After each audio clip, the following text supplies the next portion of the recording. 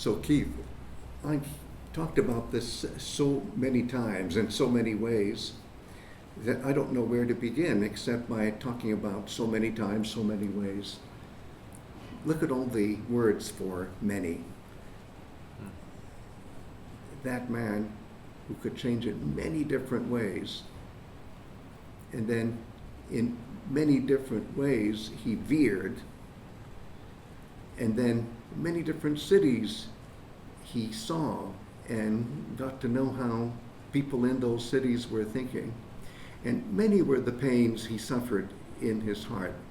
Here I've gone through just the first 5 lines, and it's many, many, many, many. And how appropriate for a man whose epithet, whose ornamental adjective is polytropos, which I translate here maybe somewhat long-windedly as who could change in many different ways. What I wanted to do was to emphasize that it's not that he's just versatile, it's that he can actually change identities, be a shapeshifter, be like Hermes, who's the only other character in this kind of tradition who gets the epithet polytropos, because Hermes, the Hermetic principle, the mercurial principle, if I can say it in the Latin equivalent, Mercury as mercurial. Mercury, Hermes, is the ultimate shapeshifter, and Hermes, is the perfect role model for Odysseus, the survivor, who has to change identities in order to survive. If he didn't have the capacity to morph from one identity to another, he wouldn't survive. It's that simple. And the fact that he can do it is a learning experience.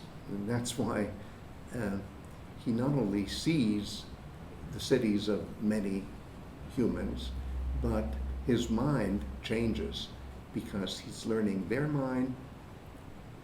He therefore has a broader mindset of his own. What an epic.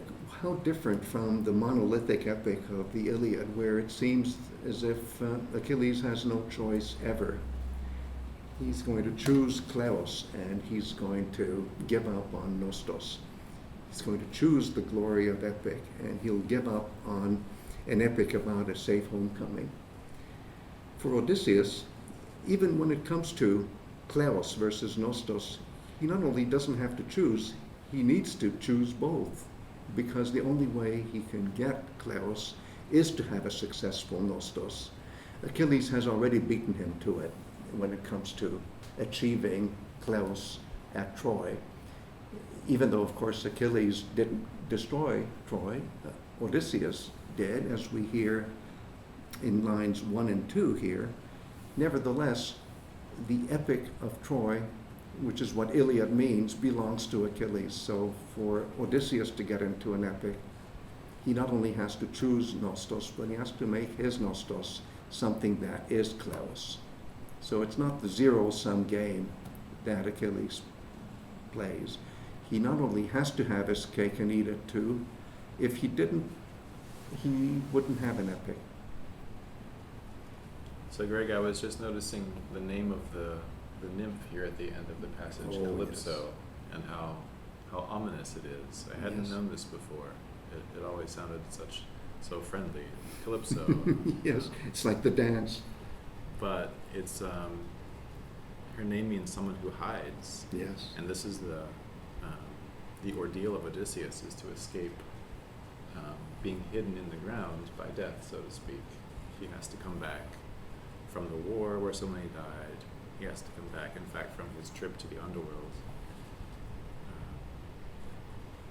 And Calypso stands for all of that, in a way. And that's where the Odyssey starts, is will Odysseus return from death?